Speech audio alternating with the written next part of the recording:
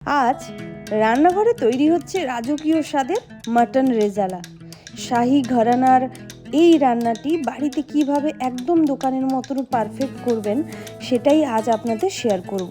শুরুতেই আমাদের চাই মাটন, আর ম্যারিনেশনের জন্য আদা, রসুন, কাঁচা লঙ্কার পেস্ট, সাথে ফ্যাটানো টক দই আর সামান্য নুন, এই সব কিছু দিয়ে মাংসটাকে ভালো করে মাখিয়ে 30 মিনিটের জন্য ফ্রিজে রেখে দিন। এর ফাঁকে মিক্সিতে কাজু আর পোস্ত পেস্ট করে আলাদা করে রাখুন।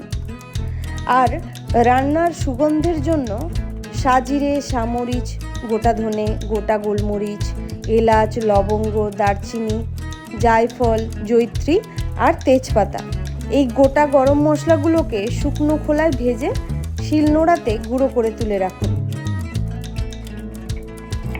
রেজালার গ্রেভিটা সাদাটে রাখার জন্য আমরা একটা ছোট্ট টিপস ব্যবহার করব। পেঁয়াজগুলো হালকা জলে ভাপিয়ে নিন, তারপর ঠান্ডা করে মিক্সচারে মিহি পেস্ট করে নিন। এতে রঙের মাধুর্য একদম বজায় থাকবে। এবার কড়াইতে সাদা তেল গরম করে ফোড়নে দিন তেজপাতা, শুকনো লঙ্কা, গোটা গোলমরিচ, সাজিরে, সামরিচ, এলাচ, লবঙ্গ আর দারচিনি। ফোড়ন থেকে সুন্দর সুগন্ধ বেরোলে ম্যারিনেট করা মাটনটা দিয়ে দেবেন। সাথেই যোগ করুন পেঁয়াজের সেই মিহি পেস্ট আর 1 চামচ চিনি। এরপর দিয়ে দিন আগে থেকে ভেজে গুঁড়ো করে রাখা সেই স্পেশাল গরম মশলাটা 1 চামচ মতো। সব কিছুর সাথে মাটনটা ভালো করে কষিয়ে ঢাকা দিয়ে দিন। মাংসটা যখন মোটামুটি সেদ্ধ হয়ে আসবে তখন কাজু পোস্ত বাটাটা দিয়ে দেবেন। এতে গ্রেভিটা যেমন ঘন হবে তেমনি স্বাদও হবে অতুলনীয়।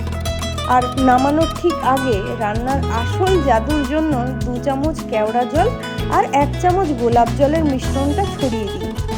শেষে 1-2 চামচ গাওয়া ঘি দিয়ে নামিয়ে নিলেই তৈরি আমাদের সম্পূর্ণ ঘরোয়া পদ্ধতিতে রেস্তোরাঁ স্টাইলের মাটন রেজালা।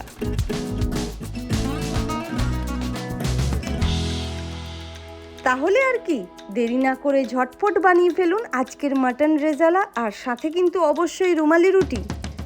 আর আপনারা বাড়িতে অবশ্যই ট্রাই করে আমাকে কমেন্ট করে জানাবেন কেমন লাগলো রেসিপিটি।